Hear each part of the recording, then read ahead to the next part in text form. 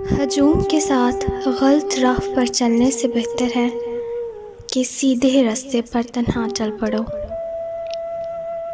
اللہ تعالیٰ کی رحمت کی پہلی نشانی یہ ہے کہ انسان کو اپنے عیب نظر آنے شروع ہو جاتے ہیں۔ صبر ایک ایسی سواری ہے جو اپنے سوار کو کبھی گرنے نہیں دیتی، نہ کسی کے قدموں میں، نہ کسی کی نظروں میں۔ جو تمہاری خاموشی سے تمہاری تکلیف کا اندازہ نہ کر سکے، اس کے سامنے زبان سے اظہار کرنا صرف لفظوں کو ضائع کرنا ہے۔ کوئی تمہارا دل دکھائے تو پریشان مت ہونا، کیونکہ قدرت کا قانون ہے، جس درخت کا پھل زیادہ میٹھا ہوتا ہے، لوگ پتھر بھی اسی کو مارتے ہیں۔ جو شخص پابندی سے استغفار کرتا ہے، اللہ تعالیٰ اس کے لیے ہر تنگی سے نکلنے کا راستہ بنا دیتے ہیں۔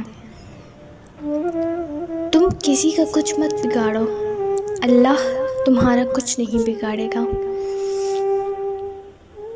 آزمائش میں اللہ اذیت دینے کے لیے نہیں ڈالتا، بلکہ کچھ سکھانے کے لیے ڈالتا ہے۔ جتنی جلدی سیکھ جاؤ گے، اتنی جلدی وہ دور ہو جائے گی۔ بے شک زندگی تھکا دینے والی چیز ہے، اور جب تم تھک جاؤ تو اپنے رب کو یاد کرو، کیونکہ سکون تو صرف اللہ کے ذکر میں ہے۔ ہماری لاکھ برائیوں کو جانتے ہوئے بھی ہم سے بے حد محبت کرنے والا صرف ہمارا اللہ ہے۔ ویڈیو پسند آئے تو لائک ضرور کیجیے اور چینل کو سبسکرائب کیجیے۔ اللہ حافظ۔